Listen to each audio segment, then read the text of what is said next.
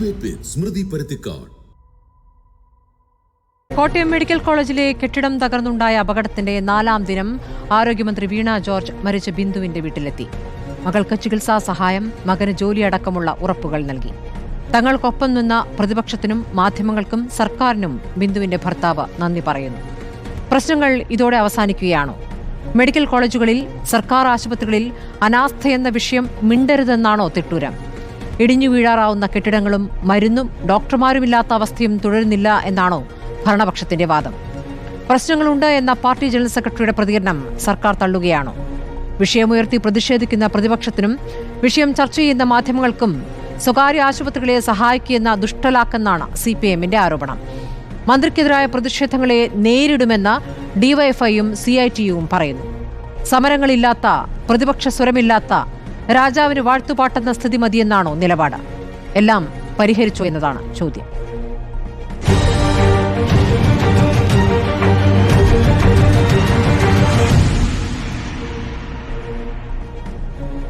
CPM-ൽ നിന്നും advocate KS Arunkumar, മുസ്ലിം ലീഗിൽ നിന്നും PK നവാസ്, BJP-യിൽ നിന്നും അഡ്വക്കേറ്റ് ഷോൺ ജോർജ്, രാഷ്ട്രീയ നിരീക്ഷകൻ സണ്ണി M കവിക്കാട് എന്നിവരാണ് ചർച്ചയിലുള്ളത്.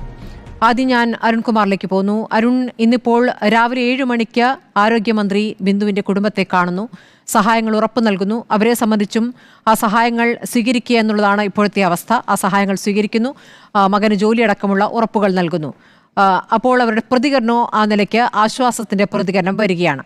പക്ഷെ ഒപ്പം നിന്ന പ്രതിപക്ഷത്തിനും മാധ്യമങ്ങൾക്കും അവർ നന്ദി പറയുന്നുണ്ട്, സർക്കാരിന് നന്ദി പറയുന്നതിനൊപ്പം പ്രതിപക്ഷത്തിന്റെ സ്വരം ഇവിടെ പാടില്ല എന്ന നിലപാടിലേക്കാണോ നിങ്ങൾ പോകുന്നത്? കാരണം ഈ വിഷയത്തിൽ പ്രതിഷേധിക്കുന്ന, തെരുവിൽ സമരങ്ങൾ ചെയ്യുന്ന പ്രതിപക്ഷ പാർട്ടികളെ നേരിടും എന്നാണ് DYFI-യും CITU-യും പറയുന്നത്. അതിന്റെ അർത്ഥം എന്താണ്?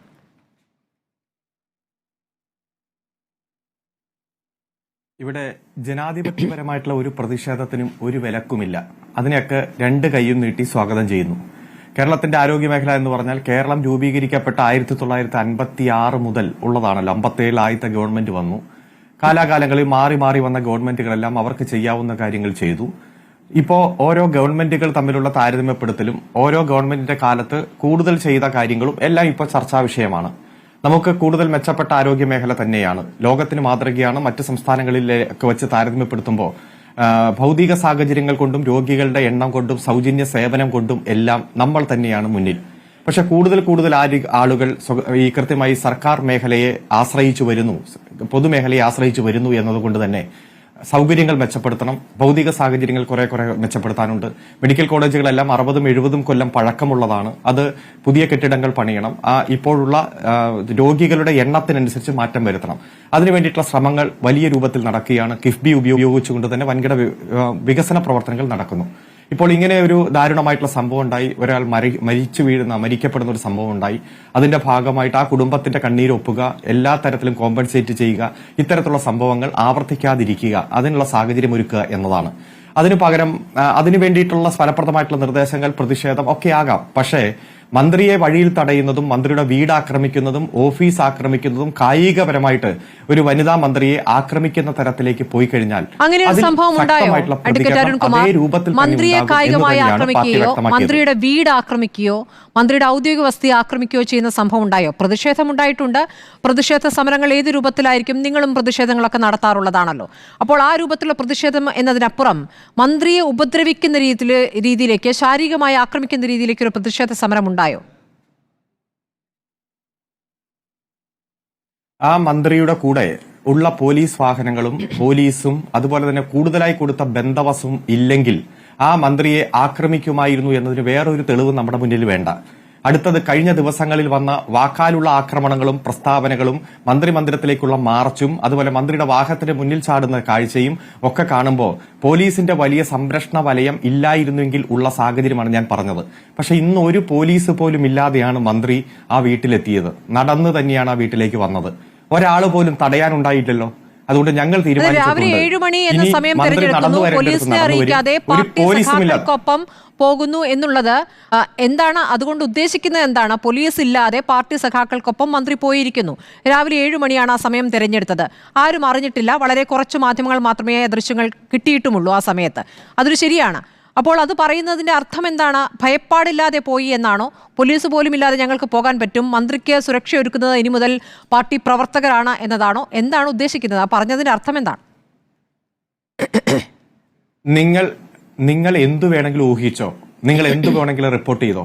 4-5 മാസം മാസപ്പടി, എക്സലോജിക്കൽ, CMRL എന്നൊക്കെ പറഞ്ഞ് നിങ്ങൾ പൊലിപ്പിച്ച ഇടതുപക്ഷത്തെ ആക്രമിച്ചല്ലോ, മുഖ്യമന്ത്രിയെ കുടുംബത്തെ ആക്രമിച്ചല്ലോ.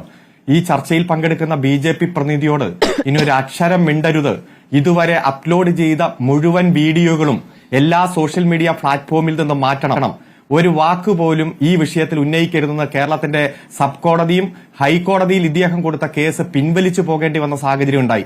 അതായത് 4-5 മാസം ചർച്ച ചെയ്ത വിഷയത്തിൽ സുപ്രധാനമായിട്ടുള്ള വിധി ആ ആരോപണങ്ങൾ ഉന്നയിച്ച ആളോട് ഒരക്ഷരം മിണ്ടരുതെന്ന് കോടതി പറഞ്ഞ് ഇതുവരെ അപ്ലോഡ് ചെയ്ത് മുഴുവൻ പിൻവലിച്ചു പോകണമെന്ന് പറഞ്ഞിട്ടും അത് ചർച്ച ചെയ്യാൻ കേരളത്തിന്റെ മാധ്യമങ്ങൾക്ക് ഒരു മിനിറ്റ് പോലും മാറ്റിവെക്കാൻ സമയമുണ്ടായില്ല. കാരണം എല്ലാം 5-8 മാസം ചർച്ച ചെയ്ത വിഷയമാണ് പൂർണ്ണമായിട്ട് ഇല്ലാതായത്. ഇപ്പൊ ഇവിടെ ആരോഗ്യ മേഖലയിലെ പ്രശ്നങ്ങളും ഈ മരണവും ഒക്കെ നമ്മൾ ചർച്ച ചെയ്തു. ഇവിടെ എന്ത് ഇനി ഞങ്ങൾ തീരുമാനിച്ചിരിക്കുന്നു, എന്ത് മുന്നോട്ട് പോകുന്നുള്ള കാര്യം നിങ്ങൾ വരും ദിവസങ്ങളിൽ കാണുക. കേരളത്തിന്റെ മന്ത്രിമാരെ ആക്രമിക്കാനാണ് പരിപാടിയെങ്കിൽ അതായത് നിങ്ങൾക്കും തെരുവിൽ സമരം ചെയ്യുന്ന രീതിയുണ്ട്.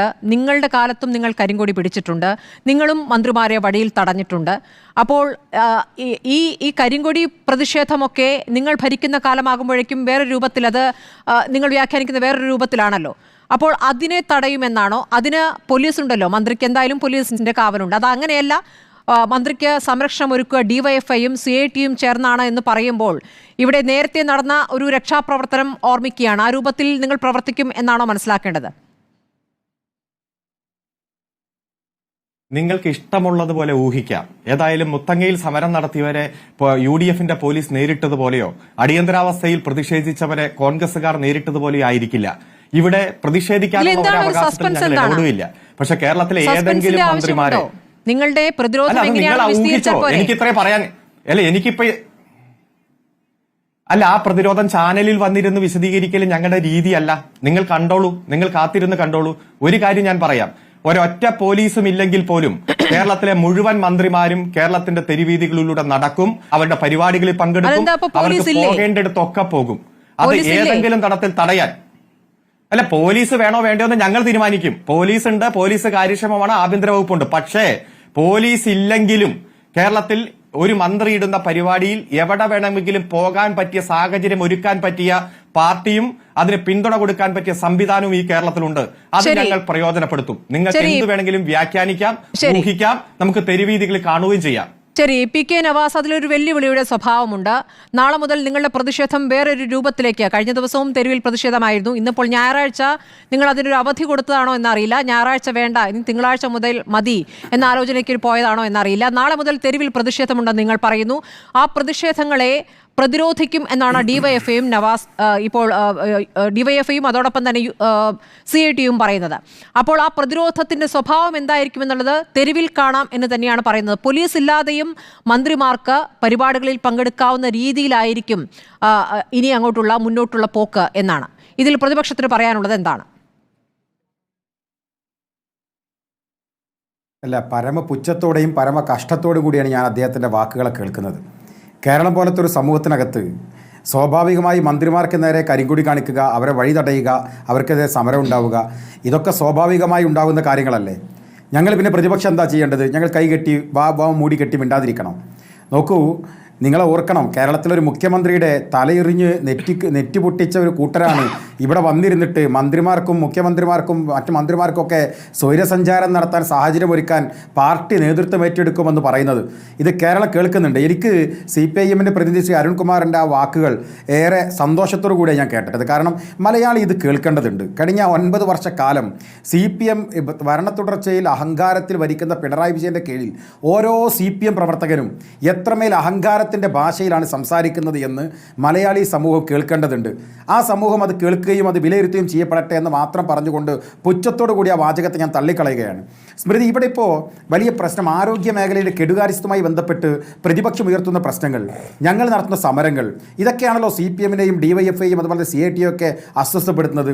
ഇവർ പറയുന്നത് ഇതിനൊക്കെ പരിഹാരം ഉണ്ടാകും, ഒറ്റപ്പെട്ട പ്രശ്നങ്ങളാണ്, ഞങ്ങൾ പരിഹരിച്ചു വരികയാണ് എന്നൊക്കെ പറയുന്നുണ്ട്. ഞാൻ സ്മൃതി ചോദിക്കട്ടെ, നമ്മുടെ സിസ്റ്റത്തിൻ്റെ കുഴപ്പമാണ് എന്നാണ് മന്ത്രി പറഞ്ഞത്. എനിക്കിപ്പോഴും മനസ്സിലാവാത്തൊരു കാര്യമുണ്ട്. കഴിഞ്ഞ 4 ദിവസമായിട്ട് ആരോഗ്യമന്ത്രി സിസ്റ്റത്തിൻ്റെ കുഴപ്പമാണെന്നാണ്. ഈ സിസ്റ്റത്തിന് കുഴപ്പമുണ്ടായാൽ അത് ശരിയാക്കേണ്ടത് ആരാണ് എന്ന് എനിക്ക് മനസ്സിലായില്ല. മന്ത്രി തന്നെ വന്നിട്ട് പറയുകയാണ് ഇതൊരു സിസ്റ്റത്തിൻ്റെ കുഴപ്പമാണ്. നോക്കൂ, നിങ്ങൾ കോഴിക്കോട് മെഡിക്കൽ കോളേജിൽ ഒരു തീപിടുത്തം ഉണ്ടായി. ആ തീപിടുത്തം ഉണ്ടായതിൻ്റെ പശ്ചാത്തലത്തിൽ 5 പേർ മരണപ്പെടുന്ന സാഹചര്യം ഉണ്ടായി. 4 പേർ അവിടെ വെച്ച് മരണപ്പെട്ടു, ഒരാൾ പിന്നീട് മരണപ്പെട്ടു. ഈ തീപിടുത്തത്തിൽ മരണപ്പെടുന്ന സമയത്ത് മന്ത്രി പറഞ്ഞ വാക്കെന്താണെന്നറിയോ? തീപിടുത്തത്തിൻ്റെ പേരിലല്ല, അവർ മരണാസന്നയിൽ കിടക്കുകയായിരുന്നു, അതുകൊണ്ട് അവർ മരണപ്പെട്ടു പോയി എന്നാണ്. ഞങ്ങൾ അന്ന് ചോദിച്ചൊരു ചോദ്യമുണ്ട്, എമർജൻസി എക്സിറ്റുകൾ അടച്ചുപൂട്ടിയ ഈ മെഡിക്കൽ കോളേജ് ആരാണ് അതിന് ഉത്തരവാദി? ആരാണ് അതിൻ്റെ സിസ്റ്റം? ഈ എമർജൻസി ഡോറുകൾ തുറക്കാനും അത് പരിശോധിക്കുകയും ചെയ്യേണ്ട സിസ്റ്റം ആരാണ്? ശ്രീ അരുൺകുമാർ, നിങ്ങളുടെ ഗവൺമെൻറ്റാണ്. സാധാരണക്കാരൻ, പാവപ്പെട്ടവൻ വന്നു കയറുന്ന ഈ മെഡിക്കൽ കോളേജിലെ ഈ സൗകര്യങ്ങൾ അടച്ചുപൂട്ടുമ്പോൾ അതിൻ്റെ തിക്താനുഭവം ഉണ്ടാകുന്ന സാധാരണക്കാരനാണ്. നിങ്ങളല്ലേ അതിന് ഉത്തരവാദിത്തി? ഭരിക്കുന്നവരല്ലേ അത് കൈകാര്യം ചെയ്ത് കൊടുക്കേണ്ടവർ? നോക്കൂ, നിങ്ങൾ മാത്രമാണോ? ഫയർ ആൻഡ് റെസ്ക്യൂയുടെ സംവിധാനങ്ങൾ ഉണ്ടായിരുന്നില്ല, മാധ്യമങ്ങൾ മൊത്തം വാർത്ത പുറത്തുവിട്ടല്ലോ. ആരാണ് സിസ്റ്റം? ഈ സിസ്റ്റം ശരിയാക്കേണ്ടത് ആരാണ് സാർ? അത് നിങ്ങളായിരുന്നു. ഇവിടുത്തെ ഭരണകൂടമാണ്, മന്ത്രിയാണ്. എന്നിട്ട് മന്ത്രി തന്നെ വന്നിട്ട് പറയാണ് സിസ്റ്റത്തിന്റെ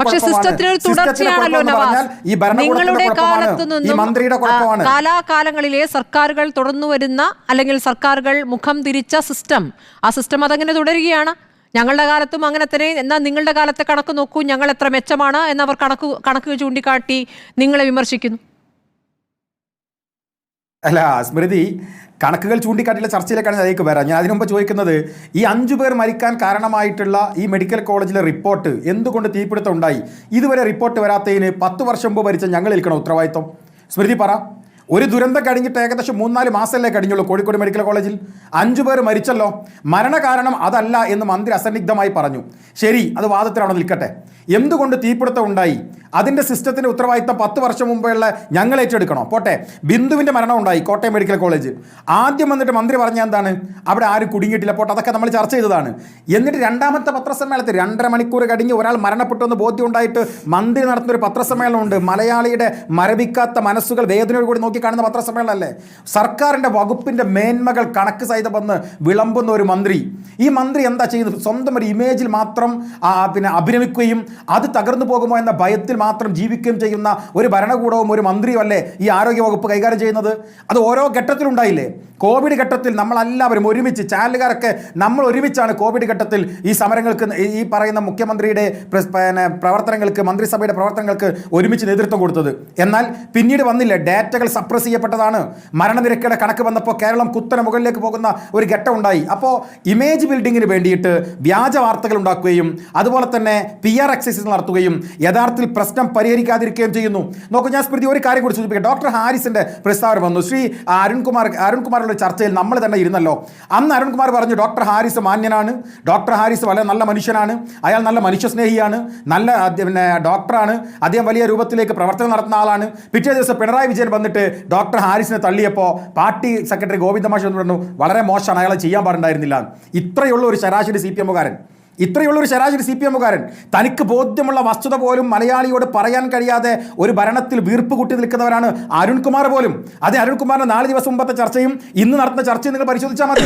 ഈ ഹാരിസിന് തെറ്റുപറ്റിയിട്ടില്ല, അദ്ദേഹം ശരിയായ ദിശയിലാണ് എന്ന് ഈ അരുൺകുമാർ ചർച്ചയിൽ പങ്കെടുക്കുമ്പോൾ ഞാനുണ്ട് ഇപ്പുറത്ത്. എന്നാൽ മുഖ്യമന്ത്രി വന്നിട്ട് ഹാരിസിനെ തള്ളിപ്പറയേണ്ടി വരുന്ന ഗതികേടിന്റെ കേവലമായിട്ടുള്ള നറേഷനുകൾ സൃഷ്ടിക്കപ്പെടേണ്ട ആളുകളെ ഇവർ മാറുകയാണ്. മനുഷ്യഹൃദയങ്ങളല്ല ഇവർ വായിച്ചത്, മനുഷ്യന്റെ വേദനകളെ അല്ല ഇവർ പറയുന്നത്. നോക്കൂ, നിങ്ങൾ 28-ാം തീയതി മന്ത്രി ഈ ഹാരിസിനെ ന്യായീകരിച്ചുകൊണ്ട് രംഗത്ത് വന്നു. ഒരു ഓപ്പറേഷന്റെ പ്രശ്നമേ ഉള്ളൂ. 29-ാം തീയതി പറഞ്ഞു സിസ്റ്റത്തിന്റെ കുഴപ്പമാണ്. ഒരു രാത്രി കൊണ്ട് ഹൈദരാബാദിൽ നിന്ന് മുഴുവൻ എക്യുപ്മെന്റ്സും ആശുപത്രിയിൽ എത്തിയല്ലോ, അവിടെ ഓപ്പറേഷൻ നടന്നല്ലോ. അപ്പോൾ സ്മൃതി, ഞാൻ ചോദിക്കുന്നത് ഏത് സിസ്റ്റം? ആ ഒരു രാത്രിയുടെ വ്യത്യാസത്തിൽ ഈ പറയുന്ന എക്യുപ്മെന്റ്സ് ഒക്കെ എത്താൻ കഴിയുന്ന സാഹചര്യം സൃഷ്ടിച്ച സിസ്റ്റം ആരുടേതാണ്? 10 വർഷം മുമ്പുള്ള UDF-ന്റെ സിസ്റ്റമാണോ? അപ്പോൾ ഭരിക്കുന്ന ഭരണകൂടത്തിന്റെ കെടുകാര്യസ്ഥതയാണ് അനുഭവിച്ചുകൊണ്ടിരിക്കുന്നത്. നമുക്കറിയാം കേരളത്തിന്റെ ആരോഗ്യ മേഖല പ്രത്യേക സ്ഥിതി. ഞാൻ കഴിഞ്ഞ ചർച്ചയിൽ പറഞ്ഞിരുന്നു, ഒരു ഡോക്ടർക്ക് 2200 രോഗികളെ പരിശോധിക്കേണ്ട അത്യപൂർവമായ ഒരു സാഹചര്യത്തോടെ കേരളം കടന്നു പോകുന്നുണ്ട്. ഡോക്ടർമാരെ അഡ്വക്കേറ്റ് ഷോൺ ജോർജ്, നിങ്ങളും തെരുവിലാണ്, നിങ്ങളും സമരത്തിലാണ്. പക്ഷേ കേന്ദ്രത്തിന്റെ തന്നെ കണക്കുകളിൽ സംസ്ഥാനത്തെ ആരോഗ്യ മേഖല എത്രത്തോളം മുൻപന്തിയിലാണ്, റാങ്കിൽ കേരളം എത്രത്തോളം മുന്നിലാണ് എന്ന് നിങ്ങൾ തന്നെ സമ്മതിച്ചൊരു കണക്ക് അവിടെ ഉണ്ടല്ലോ എന്നുള്ളതാണ് BJPക്ക് CPM നൽകുന്ന മറുപടി. നീതി ആയോഗിന്റെ കണക്കുകൾ അതൊരു പ്രധാനപ്പെട്ട കാര്യം. മറ്റൊരു കാര്യം ഇന്ന് പാർട്ടി മുഖപത്രത്തിൽ തന്നെ പറയുന്നു, കഴിഞ്ഞ ദിവസവും പറഞ്ഞതാണത്, ഇന്ന് ലീഡ് വാർത്തയായി നൽകുന്നത് പ്രതിപക്ഷം അതോടൊപ്പം BJP അടക്കം നടത്തുന്ന പ്രതിഷേധങ്ങൾ അത് സ്വകാര്യ മേഖലയിലെ സ്വകാര്യ ആശുപത്രികളെ സഹായിക്കാനാണ് എന്നതാണ്. നിങ്ങളുടെ ഈ സമരത്തിന്റെ ലക്ഷ്യത്തിന് അതാണ് എന്നാണ് അവർ ആരോപിക്കുന്നത്. ഇതിന് രണ്ടിനുമുള്ള മറുപടി.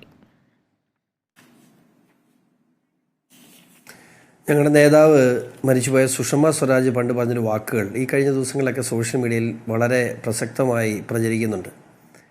അവർ പറഞ്ഞതാണ്, ഞാൻ വിദേശത്ത് ചികിത്സയ്ക്ക് പോയാൽ എൻ്റെ നാട്ടിലെ ഡോക്ടർമാരെയും എൻ്റെ നാടിൻ്റെ ആരോഗ്യ സംവിധാനങ്ങളെയും ഞാൻ അവഗണിക്കുന്നതിന് തുല്യമാണ്, അവരെ ഞാൻ അപമാനിക്കുന്നതിന് തുല്യമാണ്. എനിക്ക് ഇപ്പോൾ ചോദിച്ച 2 ചോദ്യത്തിനും കൂടെ ആ ഒരൊറ്റ ഉത്തരവാണ് എനിക്ക് പറയാനുള്ളത്. അതിനെക്കുറിച്ച് ഞാൻ കൂടുതൽ വിശദീകരിക്കേണ്ടതെന്ന് വിശ്വസിക്കുന്നു.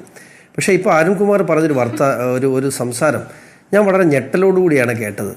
ഇവിടെ ഒരു ജനാധിപത്യ സംവിധാനത്തിൽ ഈ നിമിഷം വരെയും എൻ്റെ അറിവിൽ ആരോഗ്യമന്ത്രിയുടെ വീട്ടിലേക്ക് മാർച്ച് നടത്തിയിട്ടുണ്ട്, സെക്രട്ടേറിയറ്റിലേക്ക് മാർച്ച് നടത്തിയിട്ടുണ്ട്, ജില്ലാ കളക്ടറേറ്റിലേക്ക്, അതിപ്പോൾ കോൺഗ്രസ് ആണെങ്കിലും BJP ആണെങ്കിലും ഇപ്പോൾ പറഞ്ഞ ലീഗ് ആണെങ്കിലും ആരാണെങ്കിലും ഇത്തരത്തിലുള്ള സമരമുറകൾ സ്വീകരിച്ചിട്ടുണ്ട്, കോലം കത്തിച്ചിട്ടുണ്ടാകാം, വഴി തടയാൻ ശ്രമിച്ചിട്ടുണ്ട്. ഈ നിമിഷം വരെയും ഒരു മന്ത്രിയെ ഇവരെന്താണ് ഈ പറയാൻ ശ്രമിക്കുന്നത്? ഇവർ എന്തെങ്കിലും ഈ ആടിനെ പട്ടിയാക്കുക എന്ന് പറയുന്നൊരു സ്വഭാവം CPMനെ കണ്ടു പഠിക്കണം. കാരണം ഇവർ ഈ വിഷയത്തെ ഉടനെ സ്ത്രീയെ കൊണ്ടുവരുന്നു, ഒരു വനിതയായ മന്ത്രിയെ തെരുവിൽ ആക്രമിക്കാൻ ശ്രമിച്ചാൽ ഞങ്ങൾ തിരിച്ചടിക്കുമെന്ന് പറയുന്നു.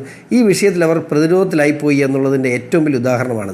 ഇത്തരത്തിലുള്ള സാഹചര്യങ്ങളിലാണ് CPM സ്ഥിരമായി ഇത്തരം മുറകൾ ശ്രമിക്കുന്നത്. ഇപ്പോൾ തന്നെ അരുൺ പറഞ്ഞു വെച്ചൊരു കാര്യം, ഇവിടെ മാസപ്പടി വിവാദത്തിൽ മുഖ്യമന്ത്രിയുടെ മകൾക്കെതിരെയുള്ള പരാതി ഞാൻ പിൻവലിച്ച് എവിടെ പോയി അരുണേ ഒന്ന് പറഞ്ഞ്. ഞാനിതൊന്നും കാര്യം SFIയുടെ അന്വേഷണ റിപ്പോർട്ട് ഇവിടെ എറണാകുളത്തെ സ്പെഷ്യൽ കോടതിയിൽ അതിൻ്റെ കുറ്റപത്രം സമർപ്പിച്ചതിന് ശേഷം ഞാൻ കൂടുതലായി അനധികൃത ഖനനത്തെക്കുറിച്ച് പറയരുതെന്ന് പറഞ്ഞുകൊണ്ട് ആ സ്വകാര്യ കമ്പനി എനിക്കെതിരെ ഫയൽ ചെയ്ത കേസ് ആ ഇഞ്ചക്ഷൻ എനിക്കെതിരെ വന്നു. അതിന് ഇപ്പോൾ പറഞ്ഞു വെച്ചാൽ എന്താണ്, മാസപ്പടി കേസിൽ 7 മാസം ചർച്ച ചെയ്ത വിഷയത്തിൽ മുഖ്യമന്ത്രിയുടെ മകൾ ന്യായീകരിക്കപ്പെട്ടു. ഇങ്ങനെയാണ് ഇതിൻ്റെ ഒരു ഏറ്റവും സിമ്പിളായിട്ടുള്ള ഉദാഹരണമാണ് ഇവിടെ നടക്കുക. ഇപ്പോൾ രണ്ടാമത്തെ കാര്യം, ഇവിടെ കോട്ടയം മെഡിക്കൽ കോളേജിൽ എന്ത് സംഭവിച്ചു? കോട്ടയം മെഡിക്കൽ കോളേജ് സംഭവിച്ച് അവിടെ രാവിലെ മെഡിക്കൽ കോളേജിൻ്റെ ഒരു കെട്ടിടം തകർന്നു വീഴുന്നു. തകർന്നു വീണ് ഉടനെ മന്ത്രിമാർ വന്നപ്പോഴേ അത് വലിയ അപമാനമാണ്. സ്വാഭാവികമായിട്ട് ഒരു ഗവൺമെൻറ്റിനെ സംബന്ധിച്ച് ഒരു ആശുപത്രി കെട്ടിടം തകർന്നു വീഴുന്നു. വന്ന ഉടനെ അവർ ശ്രമിച്ചത് എന്താണ്, ഇത് പ്രവർത്തനരഹിതമായിരുന്നു എന്ന് സ്ഥാപിക്കാൻ. എന്നിട്ട് അവിടുത്തെ ഡോക്ടർ സൂപ്രണ്ടിൻ്റെ ആ തലയിൽ വെച്ച് കെട്ടി. സ്വാഭാവികമായിട്ട് അതൊരു ശുദ്ധനായ മനുഷ്യനാണ് അദ്ദേഹം. സ്വാഭാവികമായിട്ട് മന്ത്രിമാർ പറഞ്ഞാൽ അത് കേൾക്കാൻ ബാധ്യസ്ഥനാണ്. അദ്ദേഹം പറഞ്ഞു അവിടെ ഇല്ല എന്ന് നമുക്ക് പറയാം അല്ലെങ്കിൽ അവിടെ ഇല്ല. രാവിലെ 10-50 പേര് കുളിച്ചിറങ്ങിയ ബാത്റൂമാണ്, അത് ഇല്ല എന്നവർ പറഞ്ഞത്. അത് കഴിഞ്ഞ് ഇവർ വന്ന് പറഞ്ഞു അവിടെ അത് പ്രവർത്തനരഹിതമായിരുന്നു, അതിനകത്ത് ആളില്ല. അങ്ങനെ ആളില്ല എന്ന് പറഞ്ഞത് മൂലമുണ്ടായ തെറ്റിദ്ധാരണയാണ് 2 മണിക്കൂറോളം അവിടെ ഇത് താമസിക്കാൻ കാരണമായത്. അതിനകത്ത് ആളില്ല എന്ന് പറഞ്ഞതിനേക്കാൾ ഗുരുതരമായ തെറ്റ് അത് പ്രവർത്തനരഹിതമായിരുന്നു എന്ന് മന്ത്രിമാർ 2 പേര് നുണ പറഞ്ഞതാണ് ഇവിടെ ഏറ്റവും ഗൗരവമായ വിഷയം. ആൾ മരിക്കും, സ്വാഭാവികഘട്ടത്തിൽ ഫിറ്റ്നസിനെ കുറിച്ചും മറ്റ് കാര്യങ്ങളെയും ടെക്നിക്കൽ സൈഡിനെ കുറിച്ചൊക്കെ പോവാം. അതിനപ്പുറത്തേക്ക് ഈ 2 മന്ത്രിമാർ തിടുക്കത്തിൽ സർക്കാരിൻ്റെ പ്രതിച്ഛായ രക്ഷിക്കാൻ വേണ്ടി അതിനാണ് ഇതിന് ഗൗരവഹത്യ എന്ന് പറയും. അതിൻ്റെ അർത്ഥം ഒന്ന് പരിശോധിച്ചാൽ മതി. ഇമേജ് സംരക്ഷിക്കുവാനായി നടത്തിയ കൊലപാതകം, ഇതിനെ ഗൗരവഹത്യ എന്ന് തന്നെ പറയും. അതിൻ്റെ ഡിക്ഷണറി നോക്കിയാൽ അതിൻ്റെ അർത്ഥം എന്താണ്. അതാണ് സർക്കാർ ചെയ്തിട്ടുള്ളത്. അത് പിടിവിട്ടുപോയി എന്ന് മനസ്സിലായപ്പോൾ അത് മറ്റൊരു തലത്തിൽ ചിത്രീകരിച്ച് വനിതയായ മന്ത്രിയെ തെരുവിൽ ഇവിടെ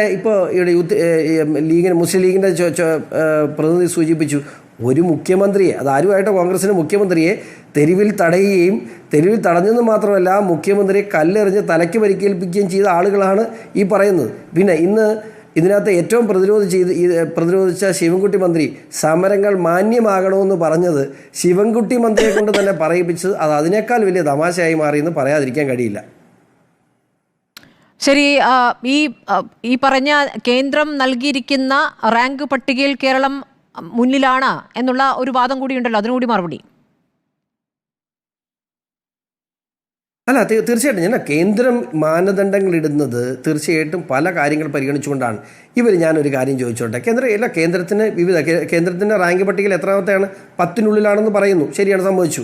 കേരളത്തിൻ്റെ ആരോഗ്യ മേഖലയിൽ കഴിഞ്ഞ കാലങ്ങളിൽ നിങ്ങൾ ആർദ്രം പദ്ധതിയിൽ പെടുത്തി PHSC മുതൽ മെഡിക്കൽ കോളേജ് വരെ കൊടുത്തിട്ടുള്ള പണത്തിൻ്റെ കണക്ക് ഞാൻ വായിച്ച് കേൾപ്പിക്കാം.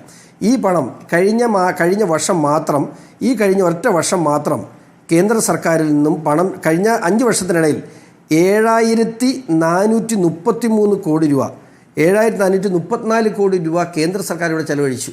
ഏതെങ്കിലും ഹോസ്പിറ്റൽ ഉദ്ഘാടനത്തിൻ്റെ മൂലയിലെങ്കിലും നരേന്ദ്രമോദിയുടെ ഒരു ഫോട്ടോ ഇവർ വെക്കുന്ന കണ്ടിട്ടുണ്ടോ? NRHMൻ്റെ പണം മുടക്കി കെട്ടിടം നിർമ്മിക്കുമ്പോൾ 60% പണം NRHMൽ നിന്നും പണം കൊടുത്തിട്ട് എവിടെയെങ്കിലും, ഞാൻ ഇവിടെ പലയിടത്തും പ്രശ്നം ഉണ്ടായി. കാരണം സർക്കാരിൻ്റെ പ്രതിനിധികളെ വിളിക്കേണ്ട, പക്ഷേ ആർദ്രം പദ്ധതി എന്ന് പേര് മാറ്റി ഈ സാധനം ഉദ്ഘാടനം ചെയ്യുമ്പോൾ കേന്ദ്ര സർക്കാരിൻ്റെ പണമാണെന്ന് ആ മീറ്റിങ്ങിലൊന്ന് പറയാൻ, അല്ലെങ്കിൽ ആ നോട്ടീസിലൊന്ന് എഴുതാൻ പോലും ഇവർ തയ്യാറാകുന്നില്ല. അപ്പോൾ ഇവിടെ ഇത്രയും മെച്ചപ്പെട്ട ചികിത്സ ഉണ്ടെന്ന് പറഞ്ഞിട്ടാണല്ലോ അത് നിർബന്ധിതമാക്കിയത് മൂലം പല പദ്ധതികൾക്കുള്ള പണം കിട്ടാതിരുന്നിട്ടുണ്ട്. അതും കേരളം അനുഭവിച്ചിട്ടുണ്ട്, കേരളവും തമിഴ്നാടും. അല്ല അല്ല അല്ല അത് വേണ്ട എന്ന് വെക്കാൻ കാരണം കണ്ടത് ഞാൻ PMGSY ഫണ്ട്, അതും PM ഉണ്ടല്ലോ. ഇപ്പോൾ വിദ്യാഭ്യാസ മേഖലയിലെ സബ്സിഡിയായി ബന്ധപ്പെട്ട് PM ഉണ്ടെന്ന് പറഞ്ഞ് PM ശ്രീ അത് വേണ്ടെന്ന് വെച്ചു. ഈ PMGSY പണം മേടിക്കാൻ സർക്കാരിന് ആ പ്രശ്നമില്ലല്ലോ. PM ആയുഷ് യോജന ഇതുമായിട്ട് ബന്ധപ്പെട്ട് പണം മേടിക്കാൻ സർക്കാരിന് കുഴപ്പമില്ലല്ലോ. ഈ PM എന്ന് കാണുന്നത് മോഡി എന്നല്ലല്ലോ എഴുതിയേക്കുന്നത്. പണ്ട് തമിഴ്നാട്ടിലൊക്കെ എഴുതി വെച്ചേക്കുന്ന പോലെ ജയലളിത ട്രാൻസ്പോർട്ട് സർവീസ് എന്നല്ലല്ലോ, നരേന്ദ്രമോദി ട്രാൻസ്പോർട്ട് സർവീസ് എന്നല്ലല്ലോ, നരേന്ദ്രമോദിയുടെ പേരല്ലോ. പ്രധാനമന്ത്രി എന്ന് പേരിട്ടതിന്റെ പേരിൽ പദ്ധതി വേണ്ടെന്ന് പറഞ്ഞാൽ മോഡി അല്ല, ഞാൻ പറയട്ടെ, KSRTC ബസ്സിന്റെ പുറകിൽ മുഴുവൻ പിണറായി വിജയന്റെ ഫോട്ടോ വെക്കാമെങ്കിൽ PMCയുടെ പദ്ധതിയിൽ നരേന്ദ്രമോദിയുടെ ഫോട്ടോ വെച്ചാൽ എന്താ കുഴപ്പം? സകല KSRTCയുടെ പുറകിൽ പിണറായി വിജയന്റെ ഫോട്ടോ ഉണ്ടല്ലോ, അതിന് കുഴപ്പമില്ല, അതിനൊരു വിരോധമില്ല. അതെങ്ങനെ അംഗീകരിക്കാൻ അതിനുവേണ്ടി PMCയുടെ ഫണ്ട് തരാം, കാശ്മീരിൽ കൊണ്ട് മോഡിയുടെ ചിത്രം വെക്കണം.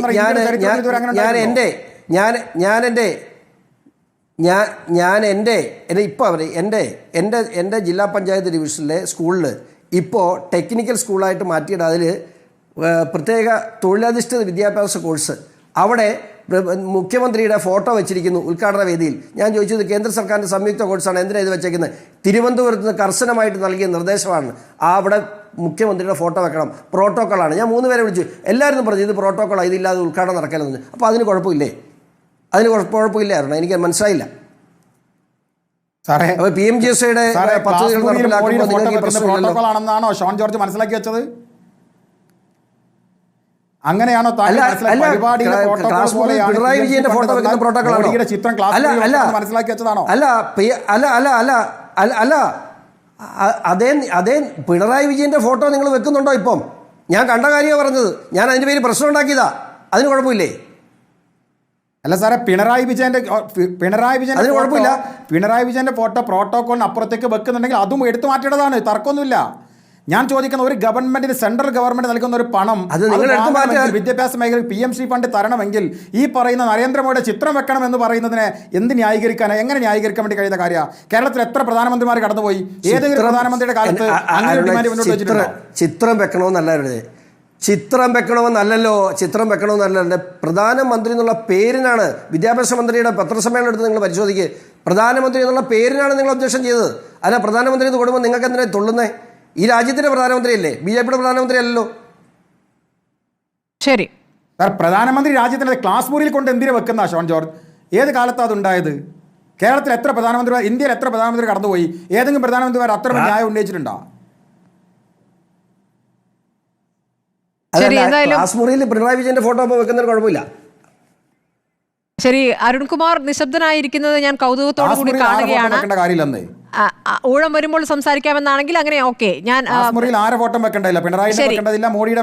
ശരി, ഞാൻ സണ്ണി എം കവിക്കാട്ടിലേക്കാണ് ഇനി വരുന്നത് ഇടവേളയ്ക്ക് ശേഷം. ഇതിപ്പോൾ വിശ്രുതന് കുടുംബത്തിന് പണം നൽകും എന്നുള്ള ഉറപ്പ് നൽകുന്നു സർക്കാർ. മന്ത്രി രാജിവെക്കേണ്ടതില്ല എന്ന് വിശ്രുതൻ പറയുന്നു. അപ്പോൾ വിഷയം അവിടെ അവസാനിക്കുകയാണോ എന്നുള്ള ചോദ്യമാണ്. സണ്ണി എം കവിക്കാട്ടിലേക്ക് എത്താം. ശ്രീ സണ്ണി എം കവിക്കാട്, ഇപ്പോൾ ആരോഗ്യമന്ത്രി ബിന്ദുവിന്റെ വീട്ടിലെത്തി സഹായം ഉറപ്പ് നൽകിയതോടുകൂടി അക്കാര്യത്തിൽ ആ കുടുംബത്തിനും ഒരു ബുദ്ധിമുട്ടുണ്ട്. അവരെ സംബന്ധിച്ച സഹായം വാങ്ങേണ്ടതുണ്ട്. മകളുടെ ചികിത്സ നടക്കേണ്ടതുണ്ട്. അപ്പോൾ ആ കാര്യങ്ങളിലൊക്കെ സർക്കാരിന് ഇന്ന് ഉറപ്പ് കിട്ടുമ്പോൾ മന്ത്രി രാജിവെക്കേണ്ടതില്ല എന്നൊരു പ്രതികരണം അവർ പറയുന്നു. അങ്ങനെ നിസ്സഹായതയിൽ നിന്നും ഒരു കുടുംബം നടത്തുന്ന പ്രതികരണത്തോടു കൂടി ആ വിഷയം അവിടെ അവസാനിപ്പിച്ചു എന്നാണ് സർക്കാർ പറയുന്നു. അങ്ങനെ അവസാനിക്കുന്ന ഒരു വിഷയമാണോ ഇത്? എന്താണ് യഥാർത്ഥത്തിൽ കഴിഞ്ഞ 4 ദിവസമായി കേരളം ചർച്ച ചെയ്തുകൊണ്ടിരിക്കുന്ന കാര്യം?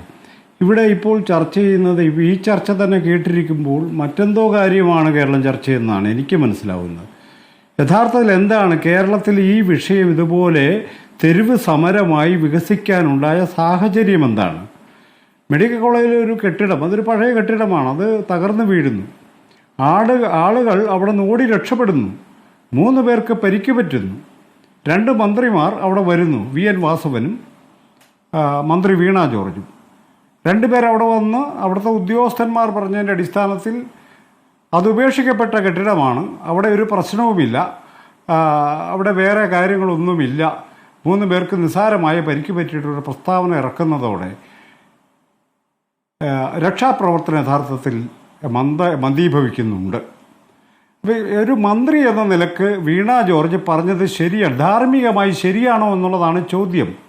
അത് ആയിരക്കണക്കിന് പേര് വന്നു പോകുന്ന, അപരിചിതർ വന്നു പോകുന്ന ഒരു സ്ഥലമാണ് മെഡിക്കൽ കോളേജ്.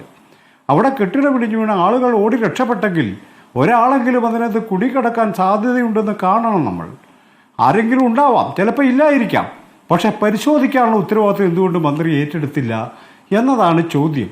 അത് മന്ത്രിയുടെ ഉത്തരവാദിത്വമാണത്. ഉദ്യോഗസ്ഥൻ പറയുന്ന കാര്യം മാധ്യമങ്ങൾക്ക് മുന്നിൽ പറയാനല്ല ഒരു മന്ത്രി, മറിച്ച് വിവേകപൂർവ്വം തീരുമാനമെടുത്ത് ആ സംവിധാനം പ്രവർത്തിപ്പിച്ച് വളരെ പെട്ടെന്ന് തന്നെ രക്ഷാപ്രവർത്തനം നടത്തി അതിൽ ആരും കുടുങ്ങിയിട്ടില്ല എന്ന് ഉറപ്പുവരുത്തണം. അതിനാണ് മന്ത്രിയെ നമ്മൾ നിയോഗിച്ചിട്ടുള്ളത്. ആ മന്ത്രി തന്നെ അതിന് നേർ വിപരീതമായൊരു പ്രസ്താവന ഇറക്കിയതോടെയാണ് ഈ സംഗതി, ആ മരണം ഒരു വിവാദമാകുന്നത് നമ്മൾ കാണണം. എന്തിനായിരിക്കും മന്ത്രി അങ്ങനെ പറഞ്ഞത്? മാത്രവുമല്ല, 2.5 മണിക്കൂറിന് ശേഷം ബിന്ദുവിൻ്റെ ഡെഡ് ബോഡി അവിടുന്ന് കണ്ടെടുക്കുമ്പോഴും മന്ത്രി അതിൽ ഖേദം പ്രകടിപ്പിക്കുന്നില്ല. മറിച്ച് അവർ പറയുന്നത് അവിടെ യാതൊരു തരത്തിലുള്ള തടസ്സവും ഉണ്ടായില്ല, അവിടെ യന്ത്രം കയറ്റിക്കൊണ്ടുവരാനുള്ള തടസ്സം മാത്രമേ ഉണ്ടായുള്ളൂ എന്ന് വീണ്ടും നുണ പറയുകയാണ്. ഇതൊരു അധാർമികമായൊരു കാര്യമാണ് എന്തിൻ്റെ പേരിലായാലും. അപ്പോൾ അവർ പറയുന്നൊരു കാര്യം, കേരളത്തിലെ ആരോഗ്യ മേഖല നമ്പർ 1 ആണെന്ന് കേന്ദ്രത്തിൻ്റെ നീതി ആയോഗ് വരെ സമ്മതിച്ചിരിക്കെ ആ ആരോഗ്യ മേഖലയെ തകർക്കാൻ വേണ്ടിയാണ് ഈ കാര്യം നടക്കുന്നതെന്ന്. അതൊരു വ്യാജ്യമായ ഒരു അതിവാദമാണ്. അതല്ല യഥാർത്ഥം. അവിടെ യഥാർത്ഥത്തിൽ ഒരു ദുരന്തം സംഭവിച്ചിരിക്കുന്നു, അത് സംഭവിക്കാൻ പാടില്ലാത്തതായിരുന്നു. ആ കാര്യത്തിൽ ടൈംലി ആയിട്ട് ഇടപെടുന്നതിൽ മന്ത്രി വീണ ജോർജ് പരാജയപ്പെട്ടിരിക്കുന്നു. അതാണ് വലിയ തോതിലുള്ള പ്രതിഷേധം ഉണ്ടാകുവാൻ കാരണം. പിന്നെ ഭരണപക്ഷ യുക്തികളാണ് പിന്നെ പ്രവർത്തിക്കുന്നത്. മന്ത്രി രാജിവെക്കണമെന്ന് സ്വാഭാവികമായും പ്രതിപക്ഷം ആവശ്യപ്പെടും. പ്രതിപക്ഷം ആവശ്യപ്പെട്ടിടത്തെല്ലാം മന്ത്രി രാജിവെച്ചിട്ടൊന്നുമില്ല. ഇവിടെ നിന്നല്ല, ഒരു സ്ഥലത്തും ചിലപ്പോൾ രാജിവെക്കാം, ചിലപ്പോൾ രാജിവെക്കാതെ. അതൊക്കെ പ്രതിപക്ഷ താല്പര്യങ്ങളുടെ ഏറ്റുമുട്ടലാണ്. ഇവിടുത്തെ സംഭവം ഈ കെട്ടിടത്തിൻ്റെ ഉപേക്ഷിക്കപ്പെട്ടു എന്ന് പറയുന്ന ഈ കെട്ടിടം തുറന്നുപയോഗിച്ചിരിക്കുന്നു. ഇത് യാതൊരു ഉത്തരവാദിത്വമില്ല, ആർക്കും ഉത്തരവാദിത്വമില്ല. ആർക്കാണ് ഇതിൻ്റെ ചുമതലയുള്ളത്? ആ ചുമതല വഹിക്കേണ്ട ആളത് ചെയ്തില്ലേ? അതല്ലേ മന്ത്രി പരിശോധിക്കേണ്ടത്?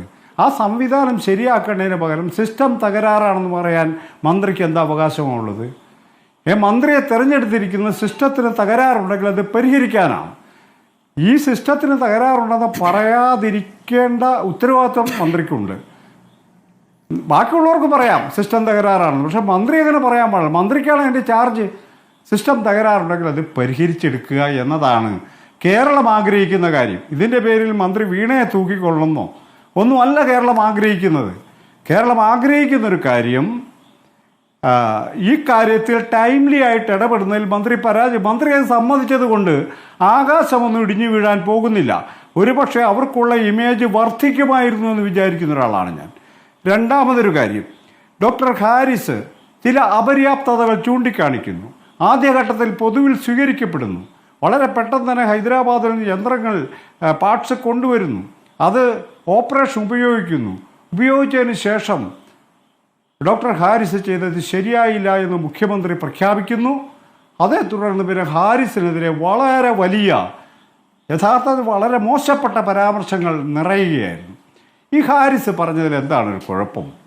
ഹാരിസ് പറഞ്ഞത് അവിടെ ചില അപര്യാപ്തതകളാണ് പറഞ്ഞത്.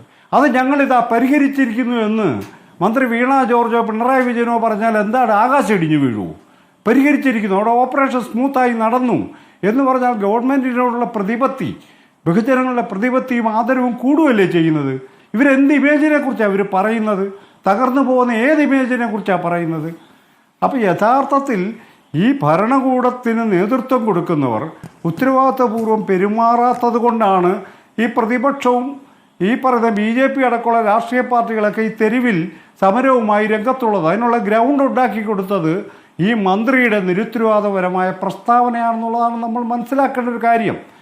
അത് മന്ത്രിക്കെതിരെ നടക്കുന്ന സമരങ്ങൾ ശ്രീ സണ്ണി എം കബിക്കാട് അതിലൊരു അക്രമത്തിന്റെ ഒരു ഛായയുള്ള സമരമാണോ? അക്രമ സമരമായിട്ട് അതിനെ കാണുന്നുണ്ടോ? കാരണം ഇപ്പോൾ മന്ത്രിക്ക് നേരെ ശാരീരികമായി തന്നെ ആക്രമണം നടത്തുന്ന രൂപത്തിലാണ്, അത് അങ്ങനെ ആയേക്കുമായിരുന്നു, അതിനെ തടഞ്ഞതുകൊണ്ടാണ് എന്ന രൂപത്തിലുള്ള വ്യാഖ്യാനങ്ങൾ വരുന്നുണ്ട്. മന്ത്രിയെ തടയുക, കരിങ്കൊടി കാട്ടുക, മന്ത്രിയുടെ വസതിയിലേക്ക് പ്രതിഷേധിക്കുക, ഇതൊക്കെ എല്ലാ കാലത്തും നടക്കുന്ന സമരങ്ങളാണ്. അതിൽ നിന്ന് വ്യത്യസ്തമായി കഴിഞ്ഞ ദിവസങ്ങളിലെ സമരങ്ങളെ അങ്ങ് കാണുന്നുണ്ടോ?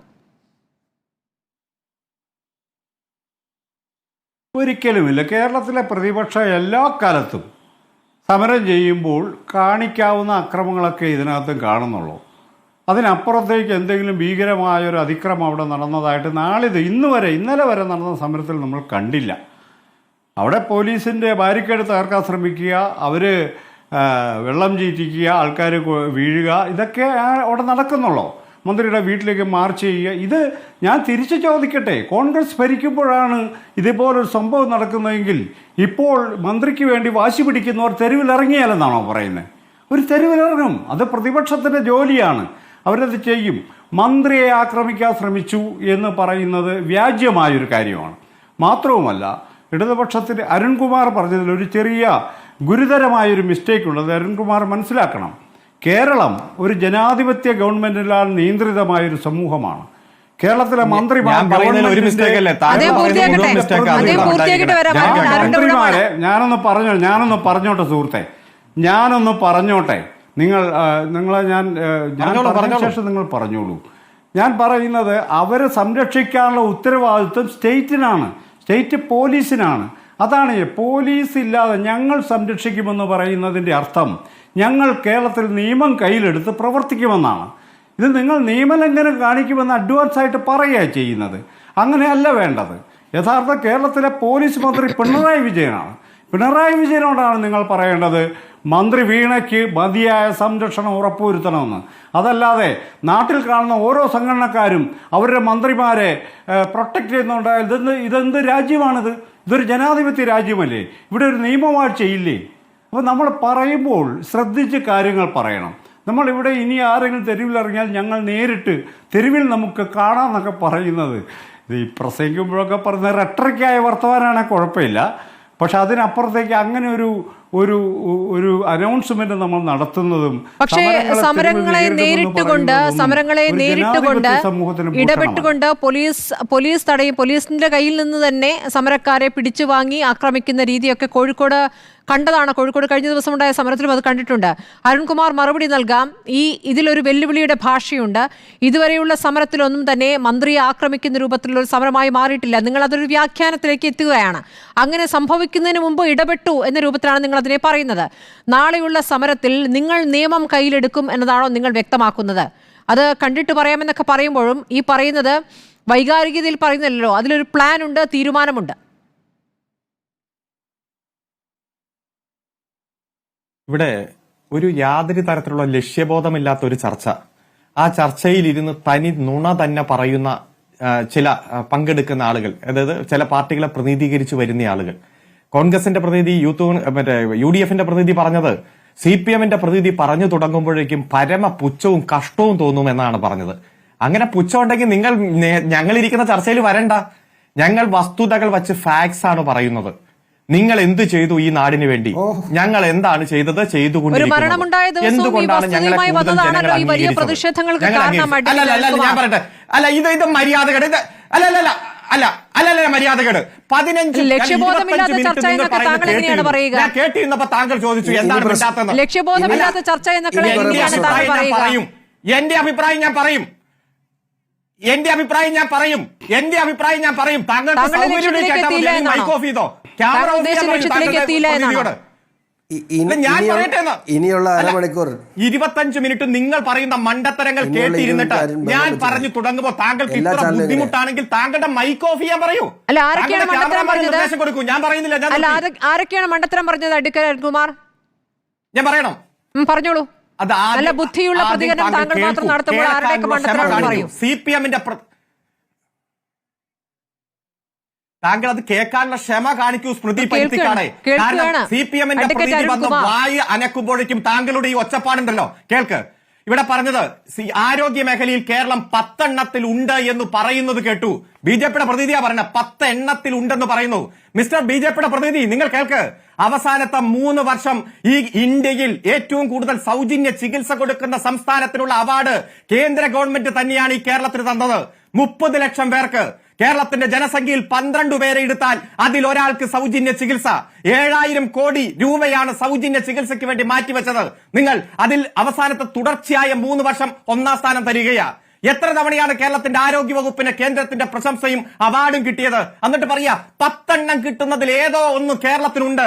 ആങ്കറാണ് താങ്കളെങ്കിൽ താങ്കൾ ഇടപെടും. ഇത് കേരളത്തെ കുറിച്ചിട്ടാണ് പറയുന്നത്, കേരളത്തിന്റെ ആരോഗ്യ മേഖലയെ കുറിച്ചിട്ടാണ് പറയുന്നത്. ഞാൻ എല്ലാ ചർച്ചകളിലും അഡ്വക്കേറ്റ് അരുൺകുമാർ പറഞ്ഞിട്ടുണ്ട്, കേരളത്തിലെ ആരോഗ്യ മേഖല മറ്റു സംസ്ഥാനങ്ങളുമായി താരതമ്യം ചെയ്യുമ്പോൾ ഏറെ മുന്നിലാണ് എന്നും അത് 9 വർഷത്തെ നേട്ടമല്ല എന്നും അത് കേരളം കാലാകാലങ്ങളായി കേരളം രൂപീകരിക്കുന്നതിന് മുമ്പേ ഉള്ള നേട്ടമാണെന്നും അതിന്റെ തുടർച്ചയുണ്ടായിട്ടുമുണ്ട് എന്നും 9 വർഷമായപ്പോഴേക്കും അതിനൊരു വലിയൊരു ബൂം സംഭവിച്ചു എന്ന രൂപത്തിൽ അതിനെ വ്യാഖ്യാനിക്കാൻ പറ്റില്ല എന്നും എല്ലാ കാലത്തും പറഞ്ഞിട്ടുള്ളതാണ്. താങ്കൾ എന്തൊക്കെയാണ് ഇപ്പോൾ പറഞ്ഞു വരുന്നത്?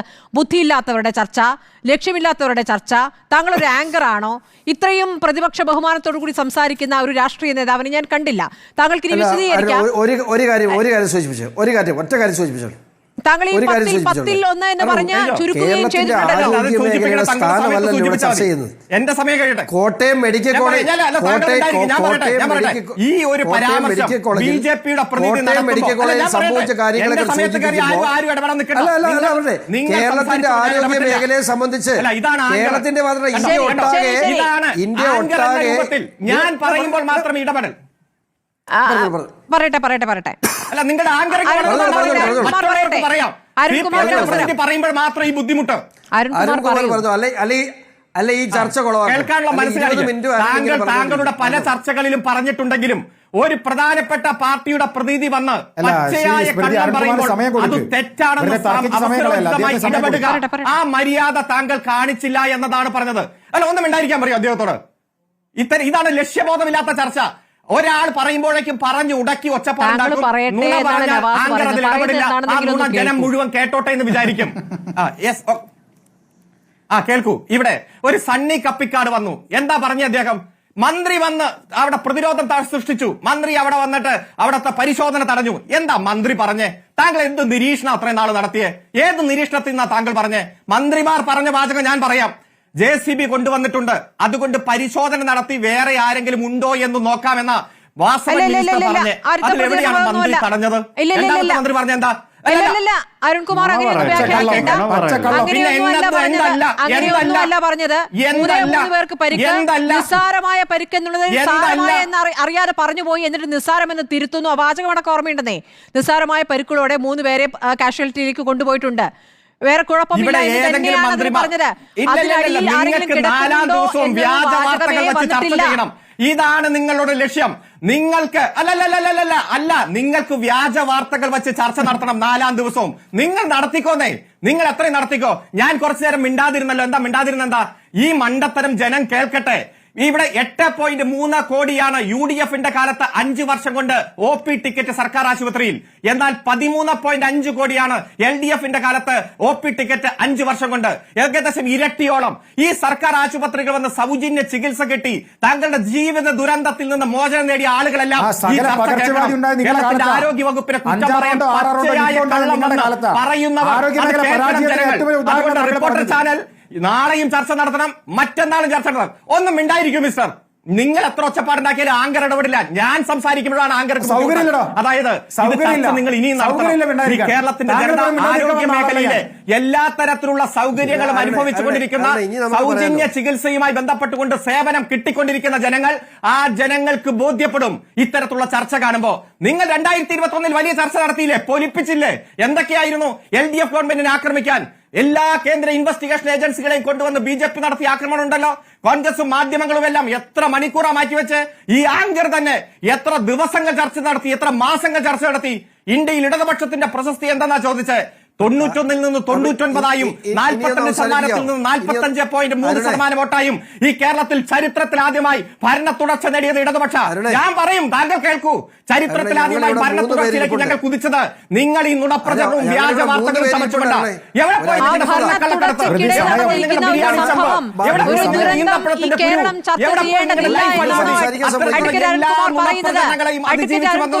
അഡ്വക്കേറ്റ് അരുൺകുമാർ, നിങ്ങൾക്ക് തുടർ ഭരണം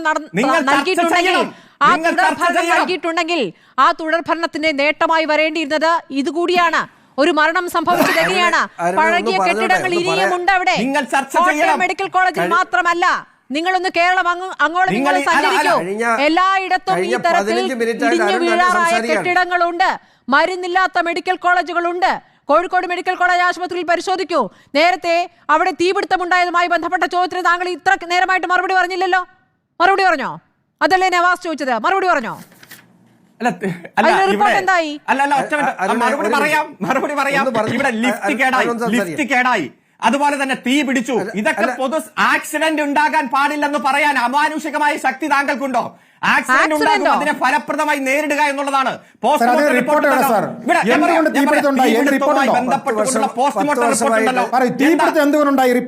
പറയട്ടെ, ഞാൻ പറയാം കൃത്യമായിട്ട്. ഷോർട്ട് സർക്യൂട്ടുമായിട്ടുള്ള തീപിടുത്തം ഉണ്ടായെന്നും അവിടെ റിപ്പോർട്ട് കൃത്യമായിട്ടുണ്ട്. ഇത്തരത്തിലുള്ള നുണവാർത്ത, വ്യാജ വാർത്ത നിങ്ങൾ ചർച്ച ചെയ്യ്. 1, 2, 3 മണിക്കൂർ ചർച്ച ചെയ്യ്.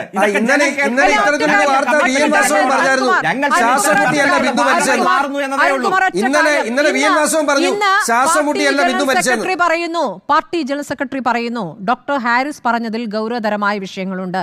അതോടൊപ്പം മെഡിക്കൽ കോളേജ് ആശുപത്രിയുമായി ബന്ധപ്പെട്ട് പ്രശ്നങ്ങളുണ്ട്. കേരളം മറ്റു സംസ്ഥാനങ്ങളുമായി താരതമ്യം ചെയ്യുമ്പോൾ മുന്നിലാണെങ്കിലും പ്രശ്നങ്ങളുണ്ട്. ആ വാചകമാണ് നിങ്ങളിൽ നിന്ന് പ്രതീക്ഷിക്കുന്ന അരുൺകുമാർ. അങ്ങനൊരു പ്രശ്നമില്ല എന്നാണ് നിങ്ങൾ സ്ഥാപിക്കാൻ ശ്രമിക്കുന്നത്. അതെങ്ങനെ ശരിയാവും? നമ്മുടെ കൺമുന്നിലെ കാഴ്ചകളല്ലേ. ഇതിലെന്തിനാണ് നിങ്ങൾ ശത്രുതാഭാവത്തോട് മറുപടി നൽകുന്നത്? ഒരാളും പ്രശ്നങ്ങളില്ലെന്ന് പറഞ്ഞു ഉടനെ നിങ്ങൾ നേട്ടങ്ങളെ പറ്റിയാണ് പറയുന്നത്. അതാണ് പ്രശ്നം. ഓരോന്നിനും ഓരോ സമയമുണ്ട് അഡ്വക്കേറ്റ് അരുൺകുമാർ. നിങ്ങളുടെ നേട്ടങ്ങളും ഡേറ്റയും പറയേണ്ട സമയമല്ല ഒരു മരണ ദിവസം. അന്നല്ല ഈ ഡേറ്റയുമായി പറയേണ്ടത്. മരിച്ച മണിക്കൂറുകൾ കഴിയുന്നതിന് മുമ്പ് 2013 നൽകിയ പരാതി കൊണ്ടുവരാൻ മന്ത്രിക്ക് എങ്ങനെ സാധിച്ചു? മന്ത്രിക്ക് ആ സമയത്ത് ആ അപകടവുമായി ബന്ധപ്പെട്ട ആദ്യത്തെ വിവരമല്ലേ കൊണ്ടുവരേണ്ടത്? എന്തുകൊണ്ടാണ് അങ്ങനെ സംഭവിക്കുന്നത്? രാഷ്ട്രീയമായി നിങ്ങളും കാണുകയാണ്. നിങ്ങൾ ഇതിനെ വെറും രാഷ്ട്രീയമായിട്ടാണ് കാണുന്നത്, മനുഷ്യത്വപരമായിട്ടല്ല ഇതിനെ കാണുന്നത്. അവിടെയാണ് വിഷയം. അല്ലല്ല, ഒരു രാഷ്ട്രീയപരമായിട്ട് നിങ്ങളിൽ നിന്ന് ഞങ്ങൾക്ക് മനുഷ്യത്വം പഠിക്കേണ്ട. ഞങ്ങൾ മനുഷ്യത്വം കൃത്യമായി പഠിച്ചോളാം. നിങ്ങൾ പഠിക്കുകയോ ചെയ്യും. നിങ്ങളിൽ നിന്ന് പഠിക്കേണ്ട. തെറ്റു പറയുമ്പോൾ ഞങ്ങൾ ചൂണ്ടിക്കാണിക്കും. ഒറ്റ മിനിറ്റ്. അതായത് ഇവിടെ ഒരു ഡോക്ടർ ഉപകരണം കയ്യിലില്ല, അല്ലെങ്കിൽ ഉപകരണത്തിന് കേടുവന്നു എന്ന് കൃത്യമായി ഫേസ്ബുക്കിൽ കുറിച്ചപ്പോൾ 2 ദിവസം കൊണ്ട് വന്നില്ലേ ഹൈദരാബാദിൽ നിന്ന്? ഈ കയ്യിലിരിക്കുന്ന സാധനം എന്താണെന്നറിയോ? 8/5/2025 അതായത് ഈ ഡോക്ടർ ഫേസ്ബുക്കിൽ 1.5 മാസം മുമ്പ് ഒരു ഡോക്ടർ ഫേസ്ബുക്കിൽ കുറിക്കേണ്ടി വന്നു. എത്ര ഡോക്ടർമാർക്ക് ധൈര്യമുണ്ട്? നിങ്ങൾ ഭയപ്പെടുത്തുകയല്ലേ? നിങ്ങൾ ഭയപ്പെടുത്തുകയല്ലേ? ഒരു ഡോക്ടർ ഫേസ്ബുക്കിൽ കുറിക്കേണ്ടി വന്നു. ഞങ്ങൾ ഇപ്പോ പ്രതിഷേധിക്കുന്നവർക്ക് ശബ്ദം ഉണ്ടാക്കുന്നതിലേക്ക് ഞങ്ങളെന്തിനാ ഇവിടെ ഇരിക്കുന്നത്? സ്മൃതി എന്തിനാ ഇയാൾക്ക് സംസാരിക്കാൻ? ഞങ്ങളെന്തിനാ ഇവിടെ ഇരിക്കുന്നത്? കേരളത്തിന്റെ കേരളത്തിന്റെ ആരോഗ്യ മേഖലയുടെ മുഴുവൻ പിതൃത്വം ഈ കഴിഞ്ഞ 9 വർഷക്കാലം കൊണ്ട് LDF ഉണ്ടാക്കി എന്ന് പറഞ്ഞാൽ അതൊന്നും കേട്ടോണ്ടിരിക്കാൻ പറ്റില്ല. എല്ലാ കാലത്തും ഈ കേരളത്തിൽ നവീകരണം നടന്നുകൊണ്ടിരിക്കുന്ന മുഴുവൻ മെഡിക്കൽ കോളേജിലും 100 കോടി രൂപയ്ക്കധികം രൂപ വീതം കേന്ദ്ര സർക്കാർ കൊടുത്തിട്ടുണ്ട്. ഈ കഴിഞ്ഞ 5 വർഷക്കാലം അല്ല 7000 കോടി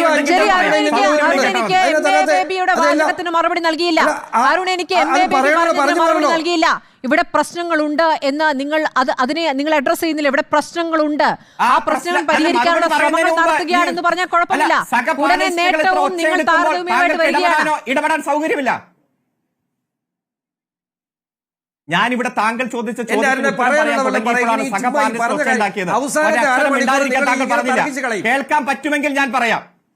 അല്ല അദ്ദേഹം അരമണിക്കൂർ 1.5 മാസം മുമ്പാണ് സംഭവം നിൽക്കുന്നത്. അരമണിക്കൂർ മുമ്പാണ് ഞാൻ സാധാരണ മിണ്ടാതിരിക്കുന്ന സാധാരണ ഞാൻ മിണ്ടാതിരിക്കുന്ന അരമണിക്കൂറായി നിങ്ങളുടെ ഈ കോലം കെട്ട് തുടങ്ങിയിട്ട്. നിങ്ങൾ ഒന്നെങ്കിൽ പറയാനുള്ള കാര്യങ്ങൾ പറയാം. ഒച്ച വെക്കുക.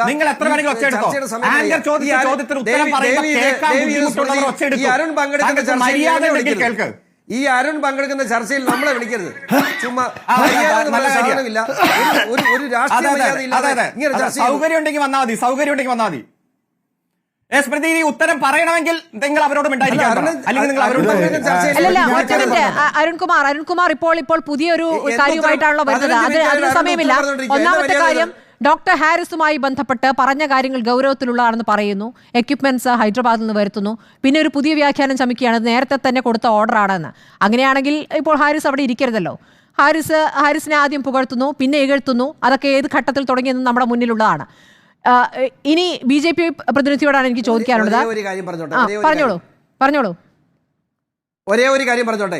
ഒരു കാര്യം, ഡോക്ടർ ഹാരിസ് അവിടെ ഒരു പ്രസ്താവന നടത്തുന്നു. അവിടെ എക്യുപ്മെന്റ്സ് പറന്നെത്തിയെന്ന് ഇപ്പം അരുൺ സൂചിപ്പിച്ചു. ഈ ഡോക്ടർ ഹാരിസിനെ പോലെ കമ്മ്യൂണിസ്റ്റ് പാർട്ടിക്കെതിരെ വർത്താനം പറയാൻ എത്ര ഡോക്ടർമാർക്ക് ധൈര്യമുണ്ടാവും? കോട്ടയം മെഡിക്കൽ കോളേജിൽ സംഭവിച്ച കാര്യം ഇത് തന്നെയാണ്. ഇത് മന്ത്രിസഭയ്ക്ക് നേരെ വരാതിരിക്കാൻ വേണ്ടി ആ സൂപ്രണ്ട് ആ ഭാരം എടുത്ത് തലേ വെച്ചു. ഇപ്പോ ഇവർ ഈ കഴിഞ്ഞ പ്രതികരണം മന്ത്രിക്കെതിരെ പറഞ്ഞ കാര്യങ്ങൾ പറഞ്ഞല്ലോ. മന്ത്രിക്കെതിരെ എന്തെങ്കിലും പറഞ്ഞാൽ ഞങ്ങൾ തെരുവിൽ നേരിടും. ഇതേ ഡോക്ടർമാർക്ക് ഇപ്പൊ ഞങ്ങൾ രാഷ്ട്രീയ പാർട്ടിയുടെ നേതാക്കന്മാര് അല്ലെ പ്രവർത്തകർ അടികൊണ്ടാൻ നോക്കാൻ പാർട്ടിയുണ്ട്. ഈ പാവം ഡോക്ടർമാരെ ഇവർ തെരുവിൽ നേരിട്ടാൽ അവരെ ആരും സംരക്ഷിക്കും? ആ ഡോക്ടർക്ക് ദൈവാനുഗ്രഹമുള്ളതുകൊണ്ട് വാർത്താ മാധ്യമങ്ങൾ ഇത്ര പബ്ലിസിറ്റി കിട്ടിയുണ്ട്. അല്ലെ ആ ഡോക്ടറെ അവർ എന്ത് ചെയ്യുമായിരുന്നു? ഒരു സംശയം വേണ്ട, ആ ഡോക്ടറെ അവർ നിയമ നടപടി സ്വീകരിക്കുമായിരുന്നു ഡോക്ടർക്കെതിരെ. ആരോഗ്യമന്ത്രി ബിന്ദുവിന്റെ മരണം അറിയുന്നതിന് മുമ്പ് ഈ അപകടമുണ്ടായപ്പോൾ നടത്തിയ പ്രതികരണം അവിടെ തിരച്ചിലുമായി ബന്ധപ്പെട്ട് നടത്തിയിരുന്നു എന്നാണല്ലോ ഇപ്പോൾ അരുൺകുമാർ പറഞ്ഞത്. അന്നത്തെ മന്ത്രിയുടെ ആദ്യത്തെ പ്രതികരണം കേൾക്കാം. നമ്മൾ അടച്ചിട്ടിരുന്ന താഴത്തെ ടോയ്ലറ്റിന്റെ ഭാഗമാണ് അവിടെ ഇപ്പോൾ ഇടിഞ്ഞു വീണതായിട്ട് കാണുന്നത്. നമ്മൾ ഈ ബ്ലോക്കിന്റെ ഒരു അവസ്ഥയുടെ പശ്ചാത്തലത്തിൽ കൂടിയാണ് കിഫ്ബിയിലൂടെ പണം അനുവദിച്ച് പുതിയ ബ്ലോക്ക് പൂർത്തീകരിച്ചിട്ടുണ്ട്. അവിടേക്കുള്ള ഷിഫ്റ്റിംഗ് പ്ലാൻ ചെയ്തിരുന്നു. അപ്പോൾ ഈ ഒരു സംഭവത്തിൽ 2 പേർക്ക് പരിക്കുണ്ടെന്നാണ്. വളരെ സാരമായ പരിക്കില്ല എന്നുള്ളത് കാണുന്നു. പക്ഷേ എന്താണെന്നുള്ളത് പരിശോധിക്കട്ടെ. ഇത് ക്ലോസ് ചെയ്തിരുന്നു എന്നുള്ളതാണ് ഇപ്പോൾ ജയകുമാർ ഡോക്ടർ ഉൾപ്പെടെ പറഞ്ഞിട്ടുള്ളത്. കേട്ടല്ലോ അരുൺകുമാർ, ഇവിടെ ആരാണ് ദുർവ്യാഖ്യാനം ചെയ്തത്? ഇവിടെ ആരാണ് കള്ളവാർത്ത പ്രചരിപ്പിച്ചത്? നിങ്ങൾ എന്താണ് സ്ഥാപിക്കാൻ ശ്രമിക്കുന്നത്? ഒരാൾ ഇനി ഇടപെടരുത്, ഞാൻ പറയാം. ഒരു കള്ളവാർത്തയും പറഞ്ഞിട്ടില്ല. ഡോക്ടർ ജയകുമാർ തന്നെ പറഞ്ഞിട്ടുണ്ട്, അവിടെ വന്ന 2 മന്ത്രിമാരോടും ഞാൻ പറഞ്ഞ വിവരങ്ങളാണ് അവർ പറഞ്ഞത്. മന്ത്രിമാർ വരുന്നു, അപ്പോൾ തന്നെ പത്രക്കാർ ചോദിക്കുന്നു, പുതിയ JCB അടക്കമുള്ള സാമഗ്രികൾ വരട്ടെ, പരിശോധിക്കട്ടെ, എന്നിട്ട് പറയാം മറ്റാരെങ്കിലും പെട്ടിട്ടുണ്ട് എന്ന് പറഞ്ഞ ക്ലിപ്പിംഗ് നിങ്ങൾ കാണിക്കുന്നില്ല. ഈ ആരോഗ്യമന്ത്രിയോട് പ്രവർത്തകർക്ക് പ്രത്യേക നിങ്ങൾ എത്ര ദിവസം JCB വരുന്ന കാര്യം മന്ത്രി VN വാസവൻ പിന്നീടാണ് പറയുന്നത്. നിങ്ങൾക്ക് ഏതെങ്കിലും ഘട്ടത്തിലെ കാണിച്ചു തന്നിട്ട് കാര്യമില്ല. ആദ്യത്തെ പ്രതികരണമാണ് പറഞ്ഞത്. ആദ്യത്തെ പ്രതികരണം പ്രധാനമാകുന്നത് ആദ്യത്തെ പ്രതികരണത്തിന് തൊട്ടു പിന്നാലെ അവിടെ തിരച്ചിൽ തുടങ്ങണമായിരുന്നു. അത് വൈകി എന്നതാണ് വിഷയം. അന്ന് തുടങ്ങിയതാണ്. ഈ മാധ്യമ രംഗത്തുനിന്ന് വന്ന് MLA ആയി മന്ത്രിയായി തുടങ്ങിയതാണ് നിങ്ങളുടെ അസുഖം. കുറെ മാധ്യമ പ്രവർത്തകരുടെ അസുഖം. അതുകൊണ്ട് ഈ നുണപ്രചരണങ്ങളൊന്നും ഏൽക്കാൻ പോകുന്നില്ല. ഈ നുണപ്രചരണങ്ങളൊന്നും ഏൽക്കാൻ പോകുന്നില്ല.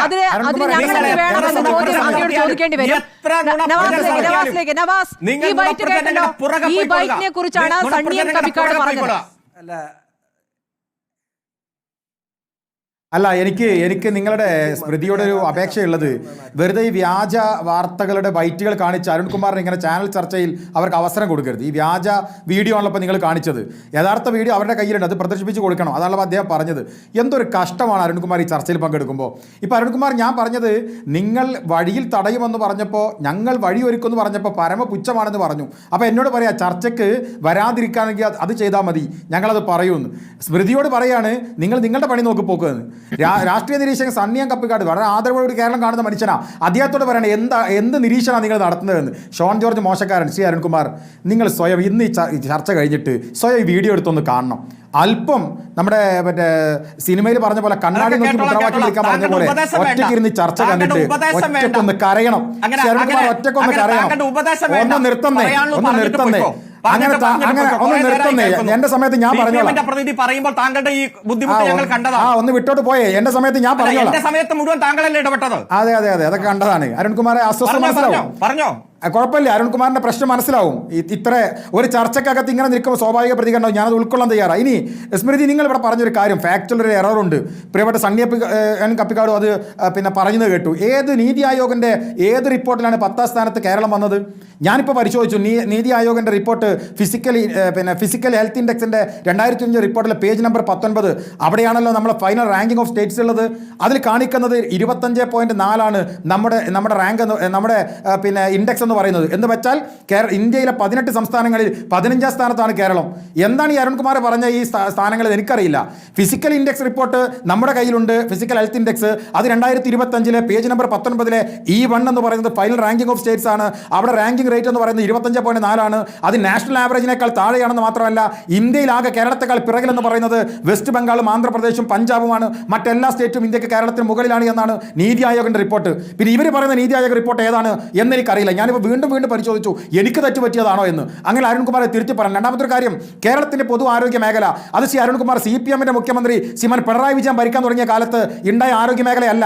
നിങ്ങൾ പഠിക്കണം. ഒരു പക്ഷേ ഇന്ത്യയിൽ നിന്നല്ല, യൂറോപ്യൻ രാജ്യങ്ങളോട് പോലും കിടപിടിക്കാൻ കഴിയുന്ന ഒരു സിസ്റ്റം കേരളത്തിൽ ഉണ്ടായിരുന്നു. അത് പരമ്പരാഗതമായി കേരളം സിദ്ധിച്ചു വന്നതാണ്. അത് വെച്ചിട്ട് നിങ്ങൾ ഈ പറയുന്ന കേരളത്തിന്റെ UP ആയിട്ട് താരതമ്യപ്പെടുത്തി അല്ലെങ്കിൽ മറ്റേതെങ്കിലും രാജ്യങ്ങളുമായി താരതമ്യപ്പെടുത്തിയിട്ട് ഞങ്ങൾ മികച്ചതാണ് എന്ന പരമപിടിത്തം വിളിച്ച് പറയല്ലേ. കേരളം എന്ന് പറഞ്ഞാൽ ഇന്ത്യയിലെ മറ്റു സംസ്ഥാനങ്ങളിൽ നിന്ന് വ്യതിരക്തമായി നിൽക്കുന്ന ഒരു ഇടമാണ്. അവിടെ വ്യതിരക്തമായ അടയാളപ്പെടുത്തൽ ഉണ്ടാകാറുണ്ട്, വ്യതിരക്തമായ മുന്നേറ്റമുണ്ട്. വിദ്യാഭ്യാസ മേഖലയിൽ, ആരോഗ്യ മേഖലയിൽ നമ്മൾ പൊതുവെ ഇന്ത്യയിൽ, അതുപോലെ തന്നെ ഈ പോലീസ് സംവിധാനം പൊതുവെ ഇന്ത്യയിൽ ഏറ്റവും പിണറായി വിജയന്റെ 10 വർഷത്തെ കാലം മുന്നിലാണ്. അക്കാര്യത്തിൽ നിങ്ങളുടെ അഭിപ്രായം കൂടി പറയണം. അല്ല, അവിടെയും കുഴപ്പമുണ്ട്. അവിടെ സ്മൃതി കഴിഞ്ഞ ദിവസം ചർച്ചയിൽ ഞങ്ങൾ പറഞ്ഞപ്പോൾ ഞാൻ പരിശോധിച്ചു എന്തുകൊണ്ടാണ് നീതി ആയോഗിന്റെ റിപ്പോർട്ട് ഇങ്ങനെ വരുന്നത്. അതിന് പ്രധാനപ്പെട്ട 3-4 കാരണങ്ങളുണ്ട്. ഒന്ന്, കേരളം മികച്ചു നിൽക്കുന്നത് ശിശു ജനന നിരക്കുമായി ബന്ധപ്പെട്ടാണ്, അതുപോലെ തന്നെ മാതൃ സംരക്ഷണവുമായി ബന്ധപ്പെട്ടാണ്. അതിന്റെ കണക്ക് നമ്മൾ പരിശോധിക്കണം. കേരളത്തിൽ ഡെലിവറി നടക്കുന്ന ജനിക്കുന്ന കുട്ടികളുടെ എണ്ണം എടുത്ത് പരിശോധിച്ചാൽ സർക്കാർ ആശുപത്രിയേക്കാൾ കൂടുതൽ പ്രൈവറ്റ് സെക്ടറിലാണ് അതിന്റെ ജനനം നടക്കുന്നത്. എന്ന് മാത്രമല്ല, നമ്മുടെ ബെഡ്, അതുപോലെ തന്നെ അഡ്മിറ്റ് ആകുന്ന രോഗങ്ങളിൽ 70% പ്രൈവറ്റ് മേഖലയിലാണ്. ല്ലോ നമ്മുടെ മുമ്പിൽ രേഖകളുണ്ട്. ആശുപത്രികളിലാണ് ഏറ്റവും കൂടുതൽ പണം ചെലവഴിക്കുന്നത് എന്ന കണക്കും നമ്മുടെ മുന്നിലുണ്ട്. അതെ, ഞാൻ പറയുന്നത് കേരളത്തിന്റെ ഈ പറയുന്ന സർക്കാർ മേഖല മാത്രമല്ല നീതി ആയോഗിന്റെ ഇൻഡെക്സിൽ വരുന്നത്, പൊതുവായുള്ള നിലവാരത്തിലാണ് വരുന്നത്. അപ്പോൾ സ്വാഭാവികമായി എവിടെയാണ് പരാജയം സംഭവിച്ചത് പരിശോധിക്കേണ്ടതല്ലേ. തങ്ങൾക്ക് ഇഷ്ടമുള്ള ഏതെങ്കിലും ഒരു പേജ് എടുത്ത് അത് മാത്രം വായിച്ചിട്ട് കേരളം മികച്ചതാണ് എന്നല്ല പറയേണ്ടത്. ഏത് കണക്ക് പ്രകാരവും കേരളം പ്രയാസത്തിലാണ്. നോക്കൂ നിങ്ങൾ, ഞാൻ നേരത്തെ പറഞ്ഞ ഒരു ഡോക്ടർക്ക് ചികിത്സിക്കേണ്ടത് 2200 പേരെയാണ്. ഇപ്പോൾ ഇവിടെ കോട്ടയം മെഡിക്കൽ കോളേജിലെ പ്രശ്നത്തിൽ അവിടെ ഉദ്ഘാടനം ചെയ്യാതിരിക്കുന്ന ഒരു കെട്ടിടം ഉണ്ടല്ലോ, അത് മന്ത്രി തന്നെ പറഞ്ഞല്ലോ. എന്താ ഉദ്ഘാടനം ചെയ്യാതിരുന്നത് ശ്രീ അരുൺകുമാർ? എന്തുകൊണ്ടാണ് ഉദ്ഘാടനം ചെയ്യാതിരുന്നത്? ചിറ്റൂർ ഗവൺമെന്റ് കോളേജിൽ അതേ സ്ഥാപനമുണ്ട്, കെട്ടിടമുണ്ട്. എന്താ ഉദ്ഘാടനം ചെയ്യാതിരുന്നത്? അവിടെ പോസ്റ്റ് ക്രിയേറ്റ് ചെയ്യപ്പെടുന്നില്ല, ആളുകളെ അവിടെ അവിടെ സ്ഥാപിക്കുന്നില്ല, ഡോക്ടർമാരെ അപ്പോയിന്റ് ചെയ്യുന്നില്ല. ആരെ ഉത്തരവാദി? നിങ്ങളല്ലേ ഉത്തരവാദി. പ്രതിപക്ഷമാണോ? ഞങ്ങളാണോ? ഞങ്ങൾ സമരം ചെയ്യുമ്പോൾ ഞങ്ങൾ പ്രതിരോധിക്കാൻ നിങ്ങൾ ഇറങ്ങും എന്ന് പറയുന്ന വൃത്തികേടിന് ഞങ്ങൾ പരമപുച്ഛമൊന്നല്ലാതെ താങ്കൾ കൈയടിക്കാൻ വേണ്ടി കഴിയോ ശ്രീ അരുൺകുമാർ? നോക്കൂ നിങ്ങൾ, അങ്ങനെയാണോ? അതെ, വ്യാജമാണ്. നേരത്തെ സ്മൃതി കാണിച്ച വീഡിയോയും വ്യാജമാണല്ലോ. താങ്കൾ കഴിഞ്ഞ 10 മിനിറ്റ് ഈ ചാനൽ അത് വ്യാജമായിട്ടാണ്.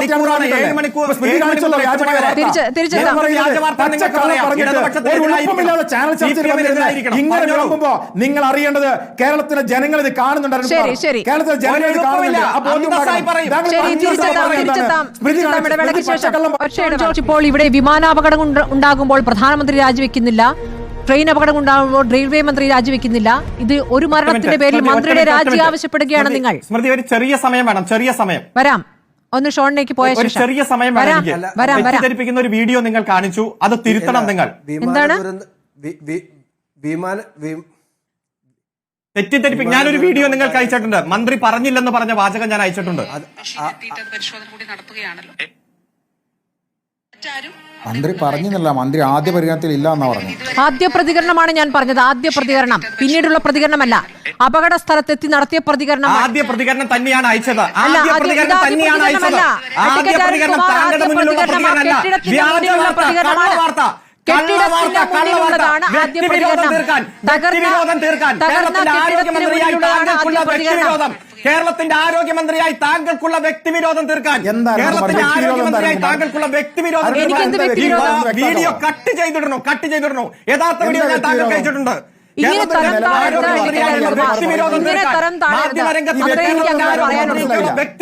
തീർക്കാൻ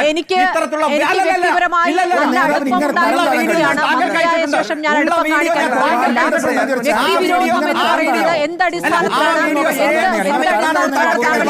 ഈ മ്ലേച്ഛമായ ആരോപണം ഉന്നയിക്കുന്നത്, ഈ മ്ലേച്ഛമായ ആരോപണം എന്ത് അടിസ്ഥാനത്തിലാണ് താങ്കൾ ഉന്നയിക്കുന്നത്? ഞാൻ കേൾപ്പിക്കാം. വീഡിയോ ഞാൻ താങ്കൾക്ക് അയച്ചു തന്നിട്ടുണ്ട്.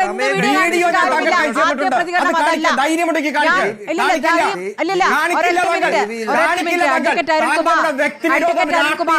തകർന്ന കെട്ടിടങ്ങൾക്ക് മുന്നിൽ നിന്ന് സംസാരിച്ച ആദ്യ പ്രതികരണമാണ് ഞാൻ പറഞ്ഞത്.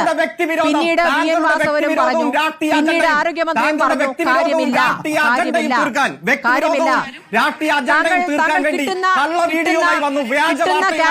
ക്യാപ്സൂളുകൾക്കനുസരിച്ച് താങ്കൾ ഇങ്ങനെ രോഷം കൊണ്ടിട്ട് കാര്യമില്ല.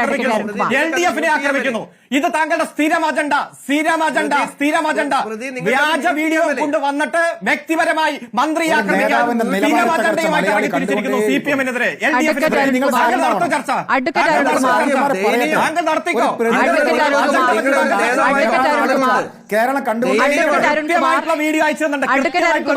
കൃത്യമായിട്ടുള്ള വീഡിയോ വളരെ ദയനീയമാണ്.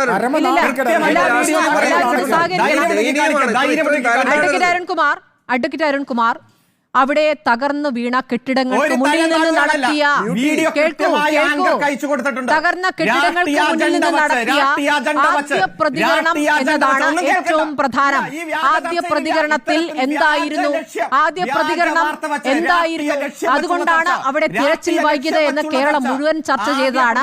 അതിനുശേഷം മന്ത്രി വി എൻ വാസവൻ പറയുന്നു, ഞാനാണ് JCB വിളിച്ചത് എന്ന് പറയുന്നു. അതിനുശേഷം ആരോഗ്യമന്ത്രി പറയുന്നു, അതിൽ കാര്യമില്ലെന്നേ. JCB വന്ന ശേഷം മരണം സ്ഥിരീകരിച്ച ശേഷം നടത്തിയ പ്രതികരണങ്ങൾ താങ്കൾ ഇങ്ങനെ ആവർത്തിച്ച് പറഞ്ഞിട്ട് കാര്യമില്ല. താങ്കളുടെ മ്ലേച്ഛമായ ആരോപണം തള്ളിക്കളയുകയാണ്. അതാണ് പറഞ്ഞത്, മ്ലേച്ഛമായ ആരോപണം. ജനം കേൾക്കട്ടെ. ധൈര്യമൊന്നും വെല്ലുവിളിയൊന്നും വേണ്ട. മറ്റൊരു ചാനലിന്റെ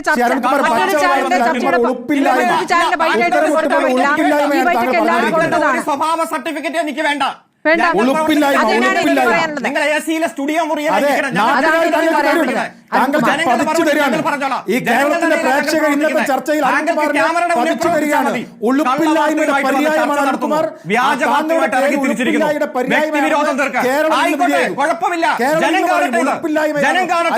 ഒരു അജണ്ടയും കൊണ്ടുവന്ന് 4 പേരെ ഇരുത്തി ജനമാണ്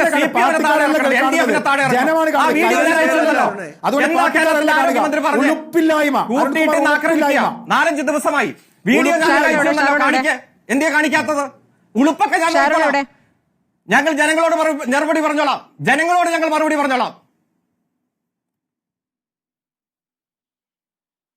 അല്ല, ജനങ്ങളോട് തന്നെ പറയണ്ടല്ല, പാർട്ടിക്കാരോട് മാത്രം പറഞ്ഞിട്ട് കാര്യമില്ല. ജനങ്ങളോട് മറുപടി പറഞ്ഞതാ നിലമ്പൂരിൽ കിട്ടിയത്. ജനങ്ങൾ പറഞ്ഞതാ നിലമ്പൂരിലെ മറുപടി. അത് കിട്ടിയല്ലോ, വെടുപ്പിന് കിട്ടി. ആയിക്കോട്ടെ. ഇപ്പൊ 98 42 98 ഞങ്ങളാ, നിങ്ങൾ 42. അത്രേ ഉള്ളൂ. അതെ, അതുകൊണ്ട് അത് 4 മടക്കാനായി വരുന്ന അടുത്ത തെരഞ്ഞെടുപ്പ്. അതിന് സെമി ഫൈനൽ നിങ്ങൾ പറഞ്ഞതാ നിലമ്പൂര്. ആ നിലമ്പൂരിൽ സെമി ഫൈനൽ തോറ്റിരുന്നിട്ടും ഒരു ഉറപ്പില്ലാതെ ന്യായീകരിക്കുന്നുണ്ടല്ലോ. ഫൈനൽ കാണാൻ പറ്റും. നിങ്ങൾ പറഞ്ഞ സെമി ഫൈനൽ ആയിരുന്നു നിലമ്പൂര്. ഒരു ഉറപ്പില്ല. അത് വരും. അത് ഉറപ്പാ. അത് നിലമ്പൂരിൽ കണ്ടു. കേരളം കഴിഞ്ഞ അത് കുറച്ച് നിലമ്പൂരിൽ കണ്ടു. ദിവസങ്ങളായി ചർച്ച ഈ കാണുന്ന ജനം, നടത്തിയത് താങ്കളുടെയൊക്കെ ചർച്ച ഒരു കാണുന്ന മിനിറ്റ് ജനങ്ങൾ അരുൺകുമാർ, എന്താണുണ്ടോ? കേരളം കഴിഞ്ഞ കുറച്ച് ദിവസങ്ങളായി ചർച്ച നടത്തിയത് പ്രതിപക്ഷം തെരുവിലിറങ്ങിയാൻ കാരണം അവിടെ രക്ഷാപ്രവർത്തനം അല്ലെങ്കിൽ തിരച്ചിലേക്ക് നീങ്ങാൻ വൈകിയത് എന്തുകൊണ്ട് എന്നതായിരുന്നു. അതിൽ ആദ്യത്തെ പ്രതികരണം 2 മന്ത്രിമാരുടെയും വന്ന ആദ്യ പ്രതികരണമാണ് ആ തിരച്ചിൽ വൈകിച്ചത് എന്നാണ് കേരളം ചർച്ച ചെയ്തത്. ആ പ്രതികരണമാണ് ഞാൻ ആദ്യം കേൾപ്പിച്ചത്. താങ്കൾ ഇപ്പോൾ അയച്ചു തന്നിരിക്കുന്ന പ്രതികരണം പിന്നീട് നടത്തിയ പ്രതികരണമാണ്. അതിനുശേഷം താങ്കൾ പറഞ്ഞ വാചകങ്ങൾ താങ്കൾ തന്നെ ക്രോസ് ചെയ്ത് ഒന്ന് പരിശോധിച്ച ശേഷം ഒന്ന് വിലയിരുത്തിയ ശേഷം താങ്കൾ എത്രത്തോളം താഴ്ന്ന പ്രതികരണമാണ് നടത്തിയെന്ന് മനസ്സിലാക്കാൻ വളരെ നന്ദി. ചർച്ചയിൽ പങ്കെടുത്ത advocate K S Arunkumar, P K Navas, advocate Shone George, Sunny M Kabikkad. കാണാം.